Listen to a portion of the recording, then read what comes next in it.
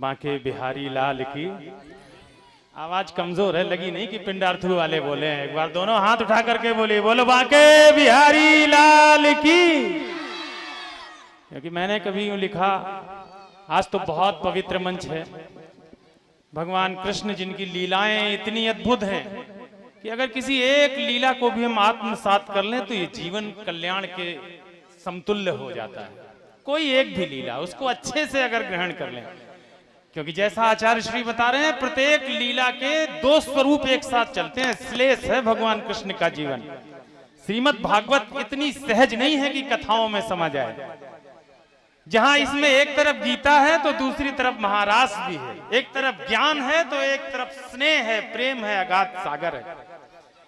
आचार्य श्री को जब मैं देखता हूं, आदरणीय कृष्णकांत जी को, बाल सखा कह लीजिए, बहुत बचपन में तो मित्रता नहीं हुई, लेकिन धीरे धीरे जैसे जैसे जीवन कैशोरी की ओर बढ़ा, मैं उनके आभा मंडल में आया।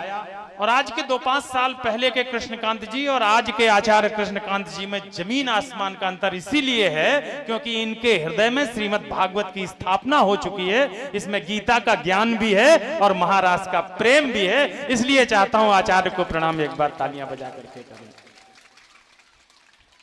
ये पिंडार्थू गांव है मेरे लिए इसलिए बहुत पूज्य है कि यहाँ की माटी पावन है। यहाँ ऐसे विद्वान पैदा हुए जिन्होंने भागवत को आत्मसात किया, तमाम साहित्यिक रचनाएं की। आज भी मेरे कई मित्र ऐसे हैं जो संस्कृत महाविद्यालय में डॉक्टर की उपाधि के साथ पठन पाठन भी कर रहे हैं और कविताएं भी लिख रहे हैं। ऐसे डॉक्टर गोविंद द्विवेदी की धरती है ये। बहुत से आशीर्वाद देने वाले लोग इस गांव में रहते हैं। और ये गांव है साहब, अगर आज भी हिंदुस्तान में, भारतवर्ष में कहीं धर्म शेष है, अगर धर्म कहीं टिका है तो वो गांवों में आप जो माताएं बहनें सामने बैठे हैं, इनके कर्मकांड, इनके दर्शन और धर्म के प्रति इनका जो लगाव है उस पर टिका हुआ है। मैं तो यूं कहता हूं कि संसार श्री भगवान के पांवों पे टिका है। अगर सही बात हो जरा ताली बजा के समर्थन करो। ये संसार श्री कृष्ण के पांवों पे टिका है। जीवन जैसे समुद्र में नावों पे टिका है। समुद्र में आप खड़े नहीं हो सकते, अगर समुद्र में खड़े होना तो नीचे नाव होनी चाहिए। संसार श्री कृष्ण के पांवों पे टिका है। जीवन जैसे समुद्र में नावों पे टिका है। शहरों में तो बस स्वार्थ की बातें ही शेष हैं। शहरों में तो बस स्वार्थ की बातें ही शेष हैं। जो धर्म है वो आज भी गांवों पे टिका है। आप लोग जो इतनी बड़ी संख्या में, अभी औरैया में भी कई जगह भागवतें हो रही हैं, थोड़ा सा धर्म भीरु स्वभाव है, भगवान की लीलाओं के प्रति अनुराग है तो उनमें भी जाना हुआ। लेकिन इतनी संख्या वहां पुरुषों की और स्त्रियों की मिलाकर नहीं है जितनी यहाँ माताएं बहनें बैठी हैं। मैं आपके चरणों में माथा रखता हूं। जब आप भागवत सुनोगे, जब आप भागवत की कथाओं को, हमारे यहाँ तो ऐसी कथा आती है, अभिमन्यु ने माता के गर्भ में रह करके चक्रव्यूह तोड़ने का रास्ता सीख लिया था। यहाँ जो माताएं बहनें बैठी हैं, जो गीता से, भागवत से संस्कार लेकर के जाएंगी, वो अपने परिवारों में बोएंगी और निश्चित रूप से आपके द्वारा धर्म की स्थापना एक बार फिर भारतवर्ष में होगी। आपको पुनः कोटि कोटि प्रणाम करता हूँ। भगवान कृष्ण का पावन मंच है। आचार्य ने कविता सुनाने का आदेश दिया है। आप सब लोग लपेटे में नेताजी में, जिनके यहाँ टीवियां हैं, देखते होंगे, हर शनिवार रविवार को दिखाई पड़ता हूँ। आप सबका आशीर्वाद है इसलिए दिखाई पड़ता हूँ। लेकिन यहाँ पे मैं चाहता हूँ कि भगवान कृष्ण के लिए जीवन में कभी माँ ने कुछ लिखा दिया था, उनकी लीलाओं के लिए कुछ लिखा दिया था। अगर एक बार आप तालियां बजा करके आदेशित करें तो मैं उसमें से एक आध हिस्सा सुनाता हूँ। पहला रूपक है, भगवान कृष्ण का जन्म हो रहा है। आप सबको पता है भगवान कृष्ण का जन्म कहाँ हुआ था? कोई बताइए? जेल में हुआ था, मथुरा में हुआ था, जेल में हुआ था। अब यहीं से कारा माने होता है जेल। अब सुनिएगा, अष्टमी भादों की कारी सी रैन में तारों सो टूटो धमाको भयो है। भगवान कृष्ण जब धरती पे आएंगे तो ऐसा महसूस होगा कि कहीं बड़ा धमाका हुआ हो। अब सुनना, अष्टमी भादों की कारी सी रैन में तारों सो टूटो धमाको भयो है। देव की देख रही छवि को वसुदेव के जी में झनाको भयो है। बांके बिहारी बिहारी भय, बिहारी का मतलब बसने वाला भी होता है, इसीलिए बिहारी भी कहा जाता है। बांके बिहारी बिहारी भये तब कारा में जैसे बमा को भयो है। माता जसोदा के छन्न भई, पता लग गया, आ गया मेरे साथ खेलने वाला कान्हा। माता जसोदा के छन्न भई और कंस के ही में हना को भयो। कंस को भी पता चल गया कि मेरा ठिकाने लगाने वाला आ गया। इसके बाद भगवान को लेकर के वसुदेव महाराज जाते हैं। आप सबने कैलेंडर में वो छवि, वो झांकी देखी होगी। एक सूप में भगवान कृष्ण को लेके चलते हैं, यमुना के बीच से निकलते हैं। यमुना की धारा बड़ी क्षीण है, लेकिन जैसे ही देखा कि भुवन मोहन कन्हैया मेरे ऊपर से निकल रहा है, गुजर रहा है, तो उन्होंने अपनी धारा को ऊंचा करना शुरू कर दिया। उन्होंने भी सोचा कि मेरे मन की जलन तब तक नहीं जाएगी जब तक भुवन मोहन कन्हैया के चरणों का स्पर्श नहीं कर लूंगी। बस उस छवि को देखिएगा, अच्छी लगे तो तालियां बजा के सूचित करिएगा। अभी नहीं, हम लोग घड़ी साबुन है, पहले इस्तेमाल करो फिर विश्वास करो। अच्छी लगे तो तालियां देना, मजा आ जाए तो देना।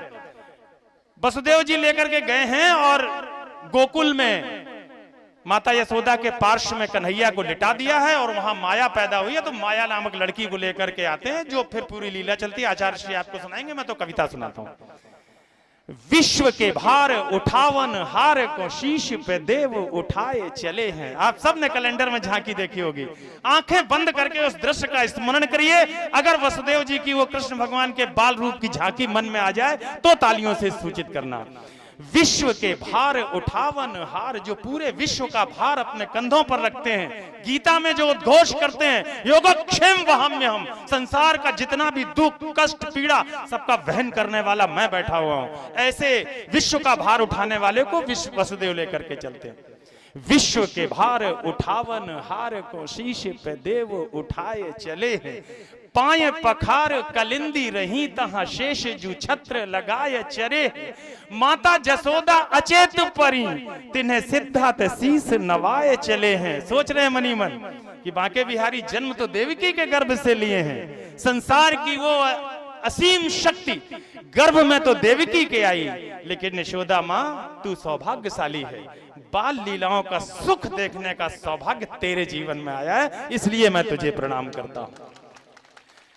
विश्व के भार उठावन हार को शीश पे देव उठाए चले हैं। पाए पखार कलिंदी रही तहां शेष जू छत्र लगाए चले हैं। माता जसोदा अचेत परी तिन्हें सिद्धात शीस नवाए चले हैं। माया को गोद उठाए लयो और माया पति के पराए चले हैं। माया को गोद उठाए लयो और माया पति को पराए चले हैं। एक और सुनिएगा, थोड़े से और बड़े होते हैं, 3-4 साल के हो गए, खेलना शुरू कर देते हैं। अब देखिएगा, आनंद देखिएगा 3-4 साल का बालक किस तरह से आनंद लेता है। विश्व के छज्जा की छाह में छौह करें छवि की छजली जनु छाए रहे हैं। पिंडार्थू गांव साहित्य के रसिज्ञों का गांव है। हिंदी के तमाम अधिष्ठाता यहाँ बैठे हैं। बालक के हिस्से में अगर एक पंक्ति भी ठीक आई हो तो बताना कि ठीक सी हो गई। छज्जा की छाह में छौह करें छवि की छजली जनु छाए रहे हैं। छन्न पछोरी छरा छन के छन छन्न छना छनकाए रहे हैं। छीर सो छिंछ रहे छवि को छलिया छल सो छलकाए रहे हैं। छोरा और छोरी छके से फिरे छवि की प्रभु छाछ छकाए रहे हैं। छोरा और छोरी छके से फिरे छवि की प्रभु छाछ छकाए रहे हैं। बहुत आनंद। एक मैं और आपको सुनाना चाहता हूं, जिसमें वो करीब 3-4 साल के हो गए हैं, खेलना शुरू कर दिए हैं। और छज्जा की छाह में छौह करें छवि की छजली जनु छाए रहे हैं। छन्न पछौरी छरा छन के छवि छन्न छन्या छनकाए रहे। छीर सो छिंछ रहे छवि को छलिया छल सो छलकाए रहे हैं। छोरा और छोरी छके से फिरे छवि की प्रभु छाछ छकाए रहे हैं। चलिए यहीं पर विश्राम करता हूं। अभी आपको बहुत सारी लीलाएं सुननी है। एक बार जोर सार मेरे मन के साथ बोल दीजिए, बोलो जय जय श्री राम। आदरणीय परीक्षित द्वय को बहुत बहुत प्रणाम करता हूं। जीवन में बड़ा सौभाग्य होता है जब किसी घर में श्रीमद् भागवत का पाठ होता है। तमाम पीढ़ियों के बाद ये संकल्प फलित होता है। तो एक बार हमारे परीक्षित जी और आदरणीय माता जी के लिए जोरदार तालियां बजा करके उनका सम्मान कीजिए। सादर प्रणाम। आचार्य को एक बार पुनः प्रणाम करता हूं, नमन करता हूं, वंदन करता हूं।